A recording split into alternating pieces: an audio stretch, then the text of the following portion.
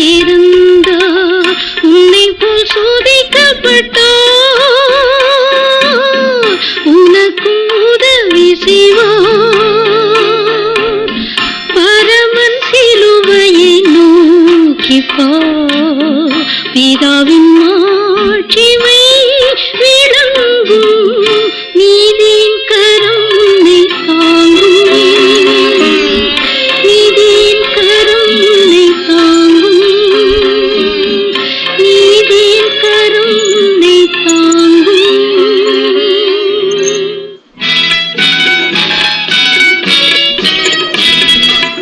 பேர் சொல்லி அழைத்தீர் பரமபிதாவே.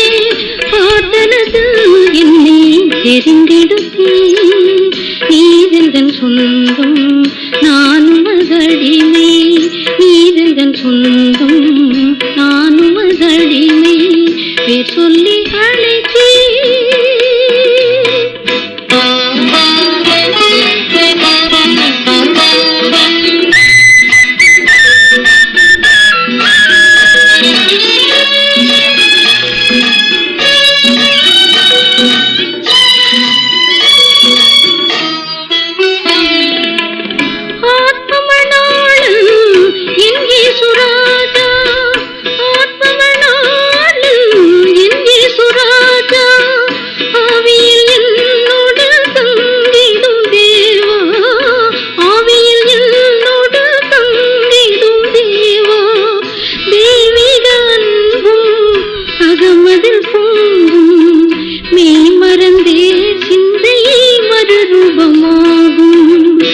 சொல்லி அழைத்தீர்.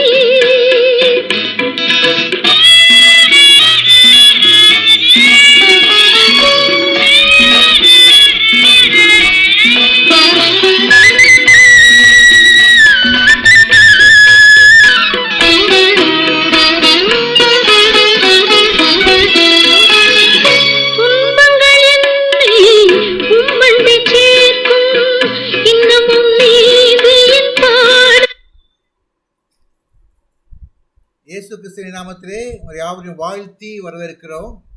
இந்த வாரத்தின் கடைசி நாள் கூடுகைக்கு வந்திருக்கிறோம். கர்த்தர் நம்மத்திலே இறங்கி வரும்படியாக, அவருடைய பிரச்சனத்தை நாம் உணர்ந்தும்படியாக, இந்த ஊழியத்தை சிறப்பாக கர்த்தர் நடத்தி தரும்படியாக நாம் கர்த்தரை நோக்கி ஜெபிப்போம். இந்த நாளும் கூட வந்திருக்க யாவரையும் மாணவர்களையும் கர்த்தர் சீக்கிரமாக அழைத்து வரும் என்று விசுவாசிக்கிறேன். இந்த நாள் கூட நம்ம செய்தி கொடுப்பதாக வந்திருக்கிற சகோதரி ஞானா உஷா பிரேப்பர் அவர்களை இயேசு நிமிடத்தை வாழ்த்தி வரவேற்கிறேன்.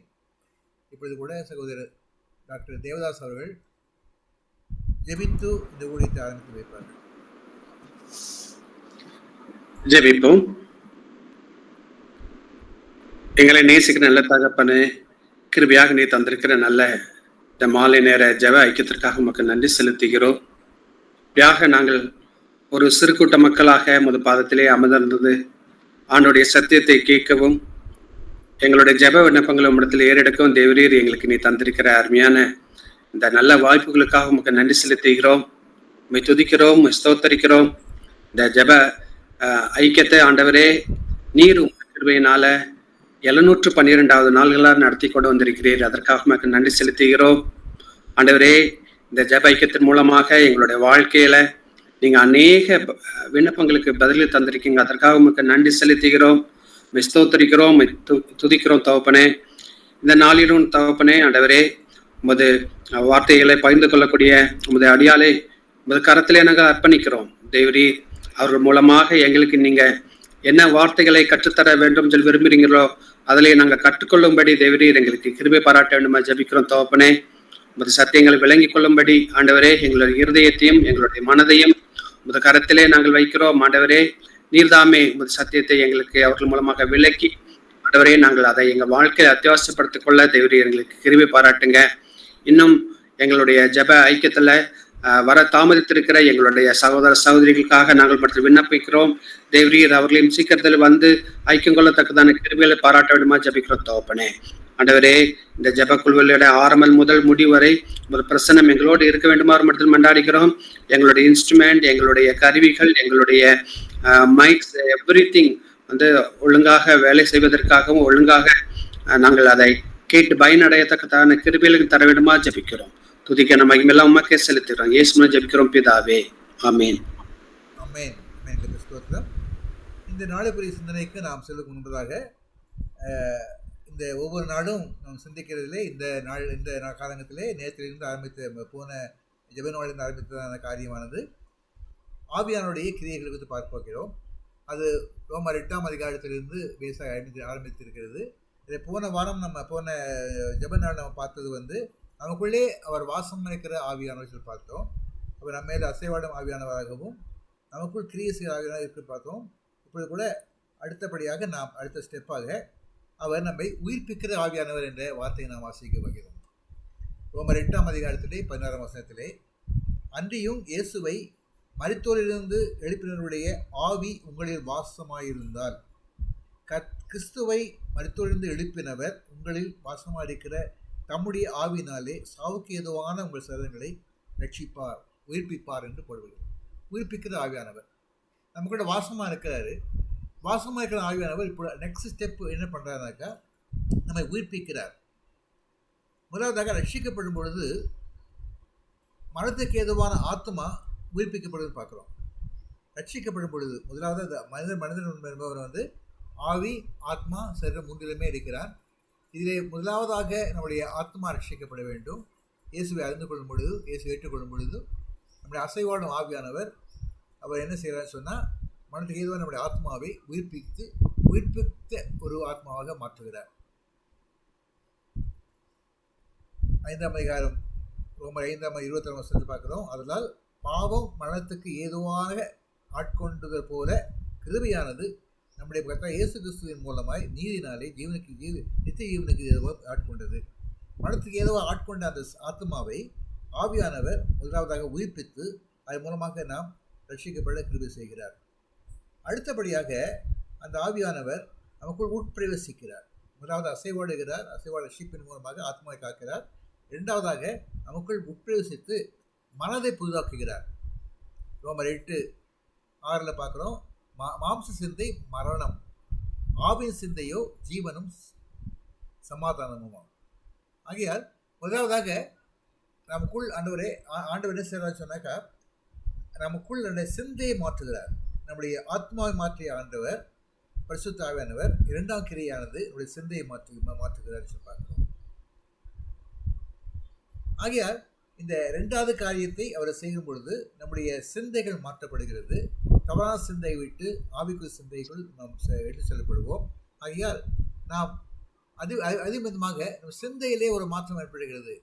ஆவியிலே மாற்றம் ஏற்படுகிறது, சிந்தையில் மாற்றம் ஏற்படுகிறது. மூன்றாவதாக சரீரம். இந்த சரீரத்திலே இயேசு கிறிஸ்துவை மரணத்திலிருந்து உயிர்த்தெழச் செய்த அந்த ஆவியானவர் ஆண்டோடு கூட வாசமாக இருந்தார். அவரை கொல்ல நினைத்தார்கள். அவரை கொன்று அவரை புதைத்து போட்டார்கள். ஆனால் அந்த கல்லறையில் கூட ஆவியானவர் இறங்கி சென்று அவர் கூட இருக்கிற ஆவியானவர் அவரை உயிர்ப்பித்து எழுப்பி வச்சிருப்பார்கள். அதே வல்லமை நிமித்தமாக நம்முடைய சரீரமும் சாவுக்கு ஏதுவான நம்முடைய சரீரம் சாவுக்கு ஏதுவானது. ஆகையால் பல வேளை இந்த உலகத்தில் வாழ்கிற நமக்கு பல தொல்லைகள் வருகிறது, துன்பங்கள் வருகிறது, சாவுக்கு அநேக வித பிரச்சனைகள் வருகிறது. ஆனாலும் கூட கர்த்தர் எல்லாவற்றையும் நம்மை உயிர்ப்பித்து நித்தியத்திற்காக நம்மை ஆயத்தப்படுத்துகிறார்.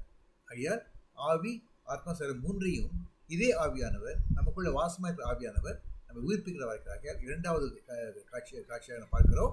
ஆவியானவருடைய கிரியை உயிர்ப்பிக்கிற ஆவியானவர், அந்த ஆவியானவர் தாமே நம்மை வழிநடத்துவதாக. கர்த்தர் ஸ்தோத்திரம். கர்த்தர் ஆசீர்வதிப்பாராக. இப்பொழுதும் யாத்திராகமம் 4ஆம் அதிகாரத்திலே 24ஆம் வசனம் முதற்கொண்டு 26ஆம் வசனம் வரை வாஞ்சானியர்கள் வாசிக்கிறார்.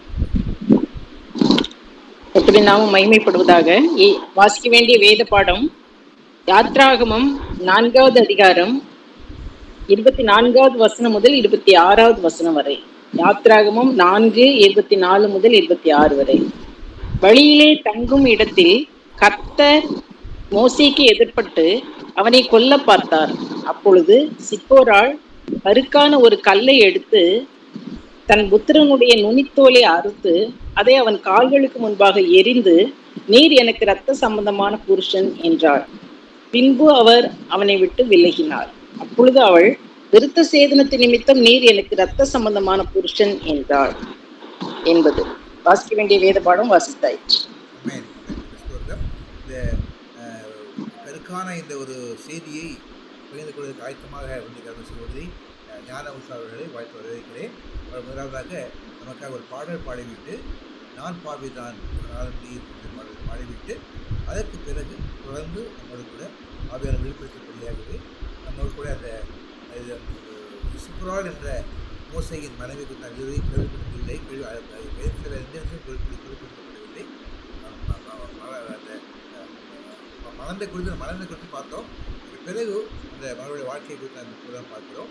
அதை நம்மளோடு கூட இருக்கிறார்கள். நாம் பார்த்துக்கிறேன். நீங்கள் முதலாவது பாடல் பாடி சேர்த்து விட்டு தொடர்ந்து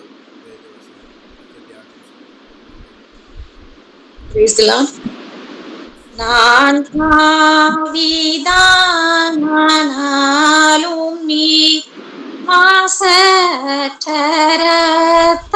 சிந்தி நீ வாயென்று என்னை அழைத்தீர் என் மீட்பரே வந்தேன் நான் பாவிதான் என் நெஞ்சிலே கரை பிடித்து கேட்டேனே கரை நீங்க இப்போதே என் மீட்பரே வந்தேன் நான் பாவிதான் மாபயத்தால் திகைத்து பாவ பாரத்தால் அமிழ்ந்து மாண்டு போவதால் என் மீட்பரே வந்தேன்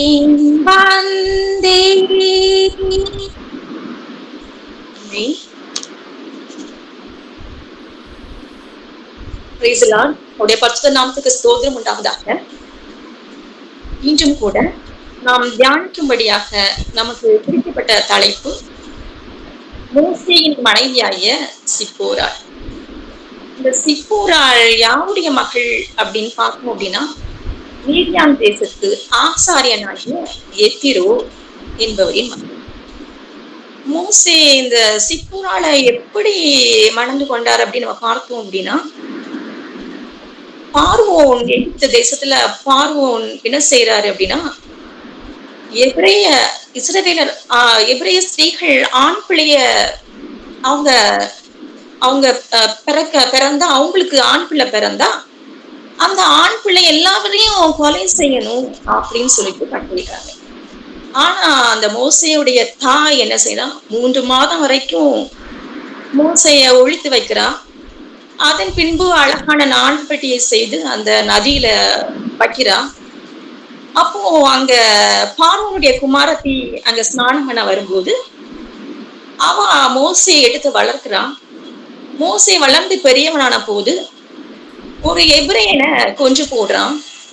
அதனால அவன் அங்கிருந்து பார்வோன் நம்ம கொன்றுவான் அப்படின்னு சொல்லிட்டு என்ன செய்யறான் அப்படின்னா, மீதியான் தேசத்துக்கு போய் அங்க உட்கார்ந்துருக்கான்.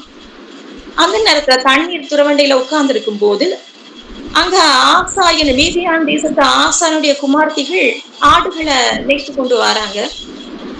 மோசே அவங்களுக்கு சப்போர்ட்டிவாக இருந்தனால அந்த மீதியான் தேசத்து ஆசாரியன் எத்திரோ என்ன செய்யறாரு, தன்னுடைய மகள் சிப்போரால மோசேக்கு கொடுக்கிறார். அத மாதிரி இருக்கு. ஆண்டவர் கூட ஒரு ஆபிரகாமோடு ஒரு உடன்படிக்கை பண்ணியிருக்கிறாரு. அது என்ன உடன்படிக்கை அப்படின்னு நம்ம பார்த்தோம் அப்படின்னா, ஆதியாகமம் 17ஆம் அதிகாரம் 10ஆம் வசனம் முதல் 14ஆம் வசனம் வரை நம்ம பார்க்கலாம்.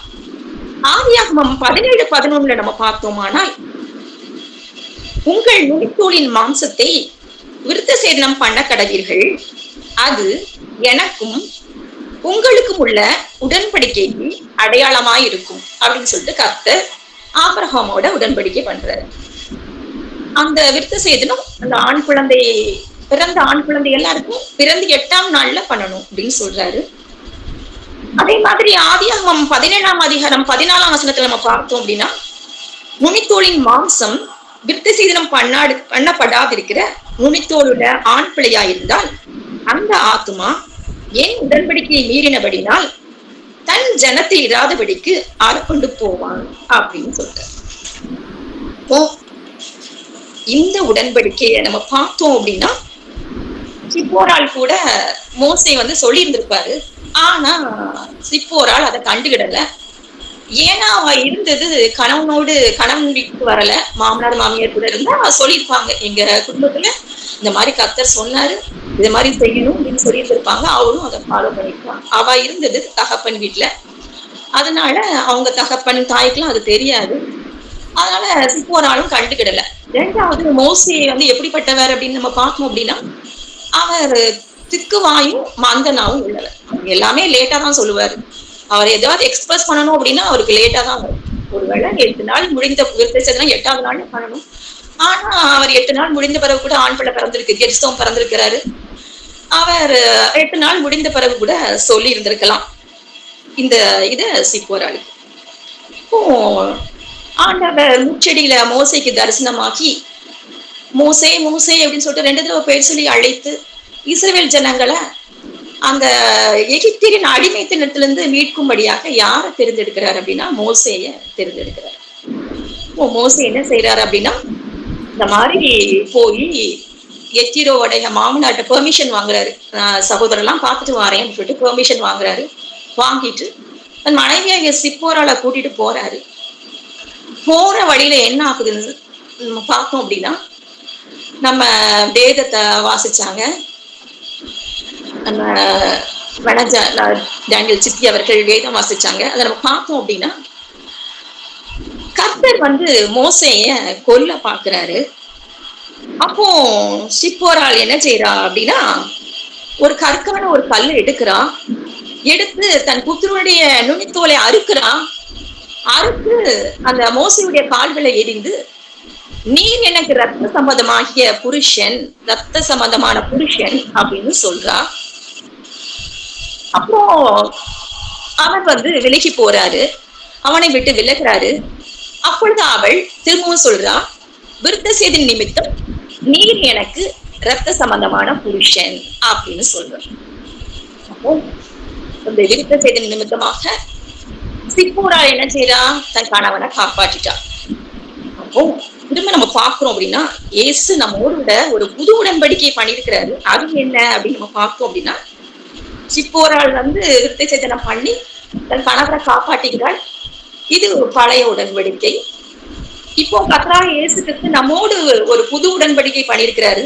அது என்ன அப்படின்னு நம்ம பார்த்தோம் அப்படின்னா, மத்தேயு 26ஆம் அதிகாரம் 27, 28 நம்ம பார்க்கிறோம்.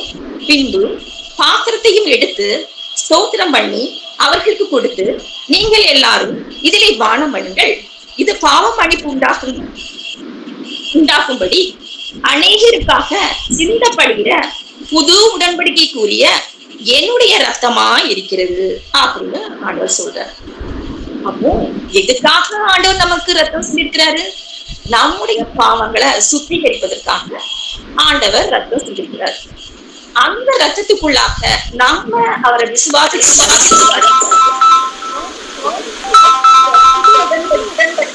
நம்ம எடுத்துக்கிறோம், கடந்து வந்துடுறோம்.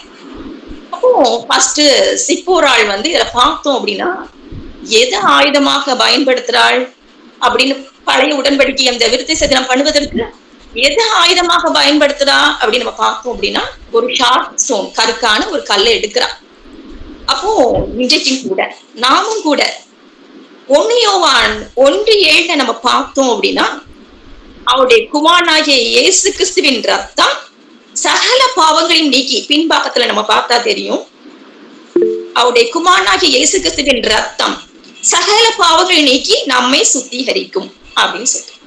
நாமும் கூட இந்த வசனத்தை ஆயுதமாக பயன்படுத்தி நம்ம அவர்கிட்ட அறிக்கையிடும் போது, ஏசப்பா நீ எனக்காக என்னுடைய பாவங்களுக்காக ரத்தம் சிந்தினீங்களே ராஜா, அப்பா அந்த பாவத்தெல்லாம் மன்னிச்சிருங்க ராஜா அப்படின்னு சொல்லும் போது நாம கூட நம்மளுடைய பிள்ளைகளாக மாறி அவருடைய சுதந்திரமாக மாறிவிடுறோம். ஆபிரகாம் எதுக்கு அந்த உடன்படிக்கை ஆண்டவர் வந்து ஆபிரகாமோட பண்றாரு அப்படின்னு பார்த்தோம் அப்படின்னா, கர்த்தருக்குள்ள ஆசீர்வாதங்கள் இஸ்ரவேலர் புத்திரருக்கு ஸ்பெஷல் ஆசீர்வாதம். அதனாலதான் அந்த பழைய உடன்படிக்கையை பண்ண சொல்லியிருக்காங்க.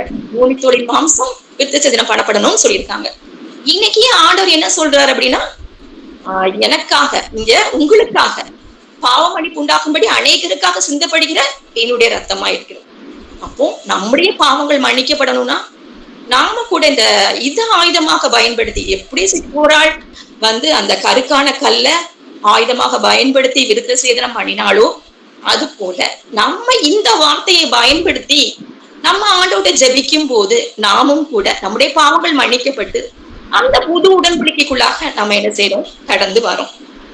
அடுத்து நம்ம பார்த்தோம் அப்படின்னா, சிப்போராள் வந்து ஒரு அந்நிய தேசத்தாள், மீதியான் தேசத்தாள், இஸ்ரவேல் தேசத்தால் கிடையாது, இஸ்ரவேலுக்கு கிடையாது.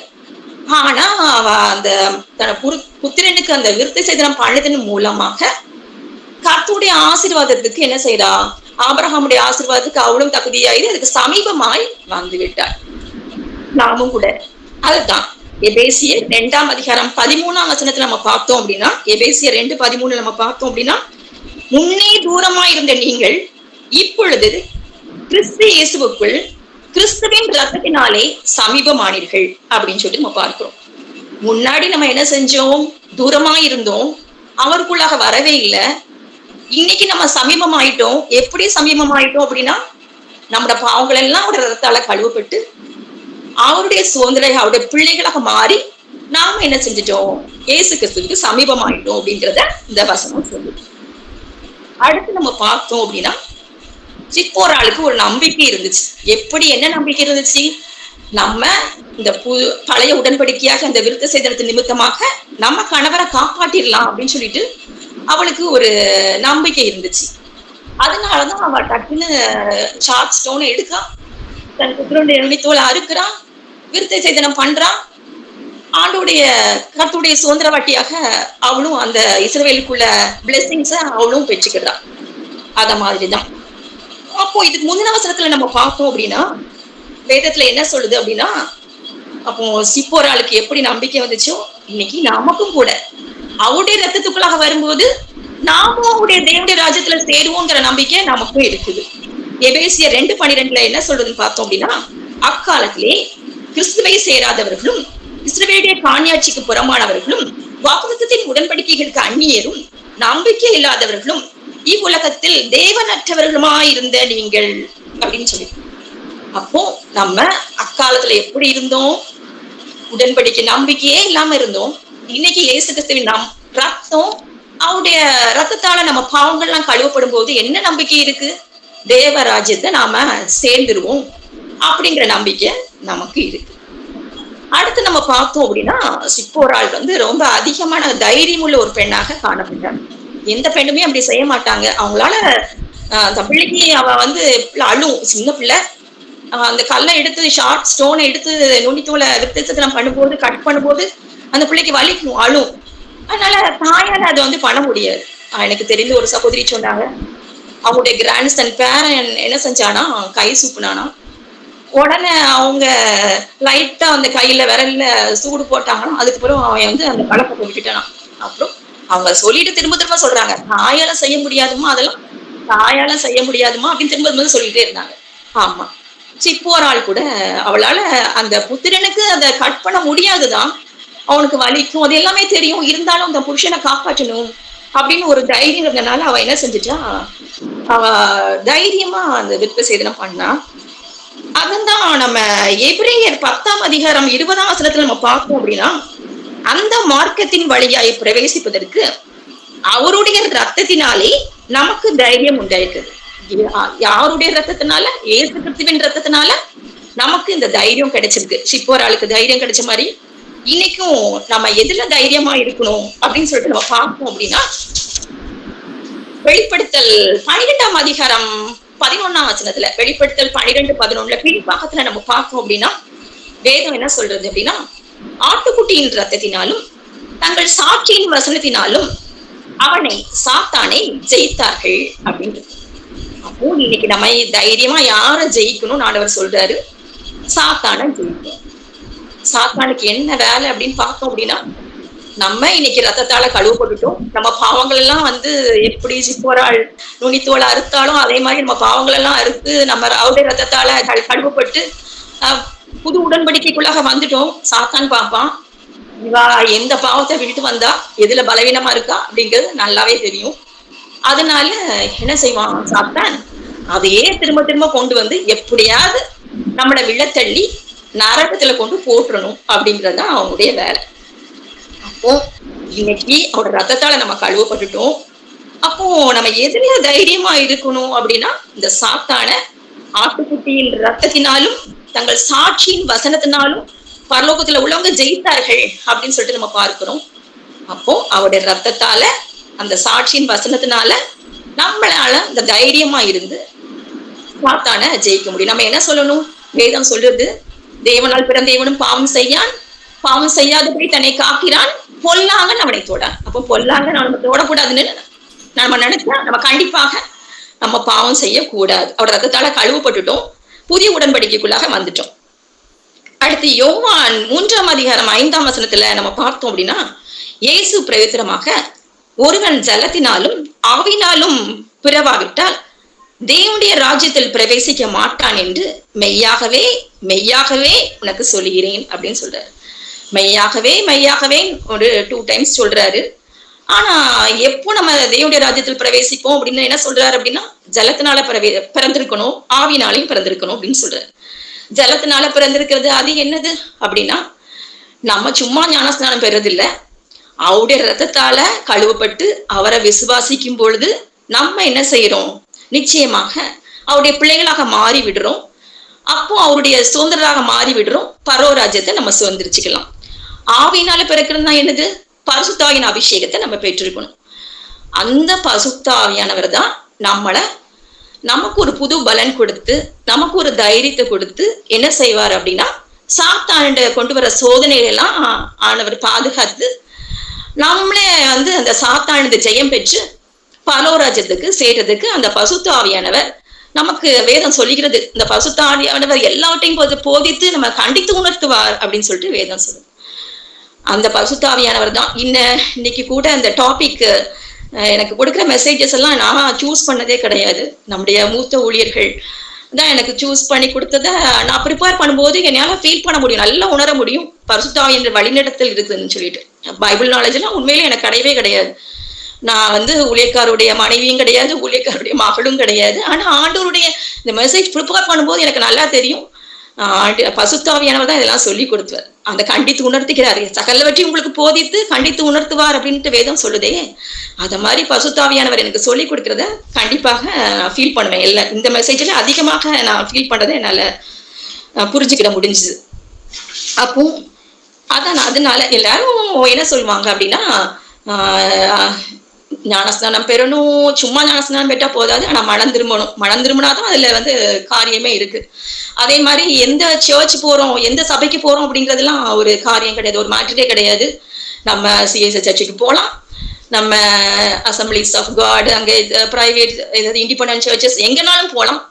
ஆனா நம்ம மணவாளனாகிய இயேசு கிறிஸ்து வரும்போது நம்ம மணவாட்டியாகிய சபைக்குள்ள நம்ம இருக்கிறோமா, அதுதான் இப்போ கேள்வி. நம்ம அவரோட ரத்தத்தால கழுவப்படணும், நம்ம பாவ மன்னிப்பின் நிச்சயத்தை பெறணும், பரிசுத்தாவின் அபிஷேகத்தை பெறணும்.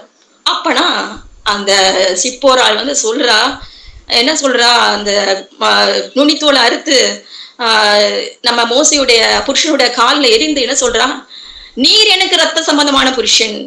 2 விருத்த சேதன நிமித்தம் நீர் எனக்கு ரத்த சம்பந்தமான புருஷன் இந்த வசனத்துல இருக்கு.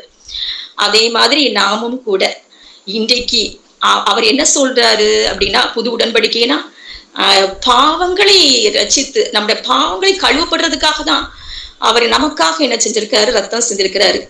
அப்போ அதை விசுவாசித்து நம்ம பாவ மன்னிப்பின் நிச்சயத்தை பெற்று மனம் திரும்பி ஜலத்தினால பிறந்து அதே மாதிரி ஆவியினால பசுத்தாவின் அபிஷேகத்துல பிறக்கும் போது அந்த மணவாளனாகிய நம்ம ரத்த சம்பந்தமான புருஷனாகிய அந்த மணவாளனாகிய அந்த இயேசு கிறிஸ்து வரும்போது நாமும் கூட இந்த மணவாட்டியாக சபைக்குள்ள இருந்து நிச்சயமாக அவரோடு கூட நாம் எடுத்துக்கொள்ளப்படுவோம்.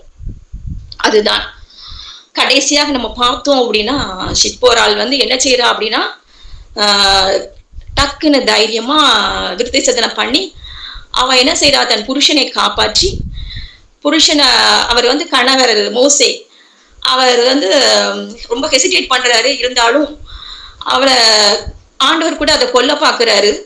இருந்தாலும் அவ தைரியமா தன் புத்திரனுக்கு நுனித்தோலை அறுத்து விருத்தி சேதனம் பண்ணி அந்த பழைய உடன்படிக்கைக்குள்ளாக கடந்து தன் புருஷனையும் தகுதிப்படுத்துறாள். அதே மாதிரி அவளும் அவனோடு கூட சேர்ந்து ஊழியம் செய்யறதுக்கு போறதுக்கு அவளும் தகுதி உள்ளவளாக மாறிட்டாள். இன்றைக்கும் கூட நாமும் கூட நம்ம இயேசு கிறிஸ்துவை அவரோட ரத்தத்தால கழுவப்பட்டு நம்ம பாவங்களெல்லாம் மன்னிக்கப்பட்டு நம்ம பாவங்களெல்லாம் எப்படி சிப்போரால் அந்த நுனித்தோலை அறுத்து விருத்த சேதனம் பண்ணாலோ அதே மாதிரி நாமும் கூட அவருடைய ரத்தத்தால கழுவப்பட்டு நம்ம பாவங்களெல்லாம் அறுத்து பசுத்தாவின் அபிஷேகத்தை பெற்று நம்ம இருக்கும்போது நிச்சயமாக நாமும் கூட ஊழியம் செய்யறதுக்கு கூட நாம் தகுதி உள்ளவளாக மாறிவிடுவோம். அதைத்தான் எபிரேயர் 9ஆம் அதிகாரம் 14-15 வசனங்களை நம்ம பார்த்தோமானால், நித்திய ஆவியினாலே தம்மை தாமே பழுதற்ற பலியாக தேவனுக்கு ஒப்பு கொடுத்த கிறிஸ்துவுடைய ரத்தம் ஜீவனுள்ள தேவனுக்கு ஊழியம் செய்வதற்கு உங்கள் மனசாட்சியை செத்த கிரியைகள் அற சுத்திகரிப்பது எவ்வளவு நிச்சயம். ஆகையால் முதலாம் உடன்படிக்கையின் காலத்தில் நடந்த அக்கிரமங்களை நிவர்த்தி செய்யும் பொருட்டு அவர் மரணமானது அழைக்கப்பட்டவர்கள் வாக்குத்தத்தம் பண்ணப்பட்ட நித்திய சுதந்திரத்தை அடைந்து கொள்வதற்காக புது உடன்படிக்கையின் மத்தியஸ்தராய் இருக்கிறார். அப்போ எப்படி பழைய உடன்படிக்கைய அவ சிப்போரால் கடைபிடித்து ஊழியம் செய்யறதுக்கு கூட தன்னை தகுதியாக்கி கொண்டாலோ, இன்றும் கூட நம்ம அந்த புதிய உடன்படிக்கைக்குள்ளாக கடந்து வரும்போது அந்த கிறிஸ்துவனுடைய ரத்தம் எபிரேயர் 9:14 சொல்லுது, தேவனுக்கு ஊழியம் செய்யறதுக்கு நம்ம செத்த கிரியைகள் எல்லாம் என்ன செய்தான் சுத்திகரிக்குது அப்படின்னு சொல்றாரு. வேதத்துல சொல்லப்பட்டிருக்கு. அதே மாதிரிதான் அவர் நித்திய சுதந்திரத்தை அடைந்து கொள்வதற்காக புது உடன்படிக்கையின் மத்தியஸ்தர் யாரு? இயேசு கிறிஸ்து. அந்த புது உடன்படிக்கையின் மத்தியஸ்தராகிய ஆத்ம மணவாளனாகிய இயேசு கிறிஸ்துவை சந்திப்பதற்கு நாமும் கூட அவருடைய ரத்தத்தால இன்றைக்கு கழுவப்பட்டு அந்த புது உடன்படிக்கைக்குள்ள கடந்து நம்முடைய பாவங்களை எல்லாம் அறுத்து, எப்படி சிப்போராள் தன் புத்திரனுடைய நுனித்தோலை அறுத்து பழைய உடன்படிக்கைக்கு சுதந்திரமாக மாறினாலும் நாமும் கூட இன்றைக்கு அவருடைய ரத்தத்தால நம்முடைய பாவங்களை எல்லாம் அறுத்து பரிசுத்தாவினுடைய அபிஷேகம் பெற்று அந்த ஆத்ம மணவாளனாகிய புது உடன்படிக்கையின் மத்தியஸ்தராகிய இயேசு கிறிஸ்துவை சந்திப்பதற்கு மணவாட்டியாக மாறி அந்த மணவாட்டியாக சபைக்குள்ள இருக்கும் போது நாமும் கூட அவரோடு கூட சேர்ந்து நித்திய காலமாக வாழ்வோம். கர்த்தர் தாமே இந்த வார்த்தைகளை ஆசீர்வதிப்பாராக. ஜெபிப்போமா. ஸ்தோத்திரம் ஏசப்பா, என் அருமை தகப்பனே, முக்கோடான கொடி ஸ்தோத்திரம் அப்பா. நன்றி ரஜா, ஹல்லேலூயா. நன்றி தகப்பனே. எப்படி சிப்போரால் பழைய உடன்படிக்கையின் மூலமாக கர்த்தருடைய சுதந்திரத்தை பெற்றாலோ, ஆசீர்வாதத்தை பெற்றாலோ, இன்றும் கூட கர்த்தாவே அப்பா தகுதியில்லாத எங்களையும் கூட கர்த்தாவே உம்முடைய ரத்தத்தால கழுவி இயேசுவை உம்முடைய பரிசுத்தாவின் அபிஷேகத்தால் நிறைத்து ஆத்ம மணவாளனாகிய இயேசு கிறிஸ்து வரும்போது மணவாட்டியாக நாங்கள் கூட அந்த மணவாட்டியாக சபைக்குள்ள இருந்து ஹல்லேலூயா அப்பா நீங்க ரகசிய வருகையில வரும்போது அப்பா முதலாம் உயிர்த்தெழுதலுக்கு பங்குள்ளவர்களாக மாறி ராஜா அப்பா யாரெல்லாம் கூட கர்த்தாவே நீங்க வரும்போது இந்த உலகத்துல இருக்காங்களோ நாங்க அப்பா உண்மை சந்திக்கிறதுக்கு ஆயத்தமா இருக்கத்தக்கதாக அந்த மணவாட்டிய சபைக்குள் இருக்கிறதற்கு ஒரு விசை கூட எங்களை பாவங்களை மன்னிங்க அப்பா. எங்க பரிசுத்தாவின் அபிஷேகத்தினால் உங்களுடைய பரிசுத்தாவின் அபிஷேகத்தினால் நிறைத்து அப்பா எங்களை தகுதிப்படுத்துங்க ராஜா. அப்படிப்பட்ட கிருபையை நாளில கொடுங்க. நீங்களை பொறுப்படுத்திக் கொள்ளுங்க, வழி நடத்துங்க, ஆசீர்வதிங்க. இயேசுவின் மூலம் ஜெபிக்கிறோம் நல்ல பிதாவே. ஆமென். ஆமென். ஸ்தோத்திரம். அருமையான ஒரு செய்தியை கண்டமான ஒரு போஸ்டிலிருந்து மகள் நம்மளுக்கு பகிர்ந்து கொண்டிருக்கிறார்கள். ஒரு விஷயத்தை பார்த்தோம்னாக்கா, இன்றைக்கு நான் உங்களோட கூட ஒரு சிந்தையை காலில் பகிர்ந்து கொண்டேன், முதலில் பகிர்ந்து கொண்டேன். அந்த சிந்தை இந்த காலையில் தான் கர்த்தர் எனக்கு கொடுத்த சிந்தையானது. ஆனால் இந்த மகளுக்கு கொடுக்கப்பட்ட இந்த வசனமானது பழைய அதே நாட்கள் முன்பதாகவே கொடுக்கப்பட்டதாக பார்க்கிறது. அப்போது ரெண்டுலேயும் இந்த ஆவியானோட இணைப்பை பார்த்தா ரொம்ப ஆச்சரியமாக இருக்குது. ஏன்னா நான் என்ன சொன்னேன்னாக்கா, பரிசுத்த ஆவியானவர் சாவுக்கு ஏதுவான சரீரத்தை உயிர்ப்பிப்பார் என்று பார்த்தோம். மோசையுடைய சரீரம் வந்து சாவுக்கு ஏதுவான சரீரமாக இருந்தது. ஏனென்றால் அவனுடைய மோசை வந்து அதிகமாக எகிப்திய மத்தியில் வாழ்க்கை ஆரம்பித்தபடியால் சாவுக்கு ஏதுவான சரீரமாக இருந்தது. ஆகையால் அவனை சாத்தான் மோசையை சிறு பிராயத்தை நோக்கின்றே கொல்ல அநேக நேரங்களை முயற்சி பெற்று பண்ணார்.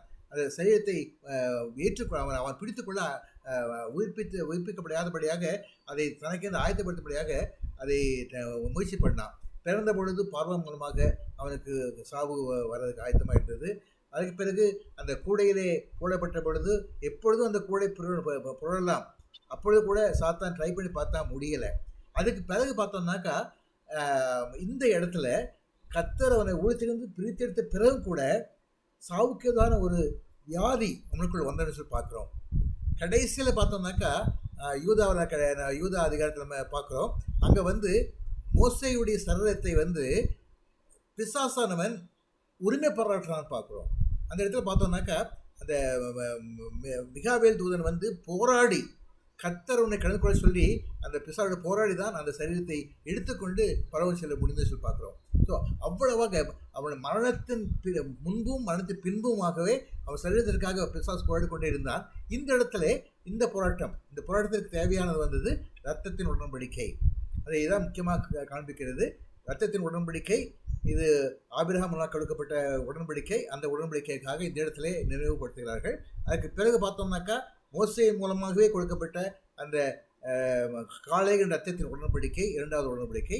மூன்றாவதாக இயேசுவின் உடன்படிக்கை. அந்த உடன்படிக்கை மூலமாக நாம் சாவுக்கு ஏதுவான சரீரத்தை பரிசுத்தமாக நம்ம உயிர்ப்பிக்கிறோம்னு சொல்லி பார்க்குறோம். அப்போது நான் அடிமை கர்த்தர் கொடுத்த இந்த செய்தியும் அதிகாரி கொடுத்த செய்தியும் கூட கிட்டத்தட்ட ஒரே சாயலில் போயிருக்குது. அது என்னன்னாக்கா அந்த கர்த்தருடைய அந்த உடன்படிக்கையின் ரத்தமானது பரிசுத்தாவின் மூலமாக நம்ம உயிர்ப்பிக்கிறது என்று சொல்லி பார்க்கிறோம். ஆகிய இந்த இடத்துல மோசே உயிர்ப்பிக்கப்பட்டிருக்கிறார். அதே விதமாக நாமும் கூட பரிசுத்தாவின் மூலமாகவும் இயேசு ரத்தத்தின் மூலமாகவும் புதிய உடம்புக்குள் பிரவேசிக்க முடியும் என்பதை அருமையான சகோதரி அருமையாக வெளிப்படுத்தியிருக்கிறார்கள். கர்த்தர் ஸ்தோத்திரம். அருமையான இந்த செய்திக்காக கர்த்தருக்கு நன்றி செலுத்துகிறேன். கர்த்தர் ஆசீர்வதிப்பாராக. ஆமென். ஆமென். கர்த்தர் ஸ்தோத்திரம். முடிவு ஜெபம். எங்களை மிகவும் நேசித்து வழிநடத்துகிற ஜீவனுள்ள தகப்பனே, இந்த அருமையான நாளிலும் அப்பா உம்முடைய பாதத்திலே கூடி வரும்படியாய், உம்முடைய வேத சத்தியங்களை தியானிக்கும்படியாய், உம்மை துதிக்கும்படியாய் கர்த்தர் கொடுத்த நல்ல ஸ்லாக்கியத்திற்காக உள்ளத்தின் ஆழத்திலிருந்து நன்றியோடு துதிக்கிறோம், உம்மை ஸ்தோத்திரிக்கிறோம் அப்பா. இந்த நாளிலும் கர்த்தாவே, யோபு தன் சிநேகிதருக்காக வேண்டுதல் செய்த போது கர்த்தர் அவன் சிறையிருப்பை மாற்றினீர். யோபுக்கு முன்னிருந்த எல்லாவற்றை பார்க்கல இரட்டத்தனையாய் கர்த்தர் அவனுக்கு தந்தரளினான் என்று சொல்லி வேதம் சொல்லுகிறது.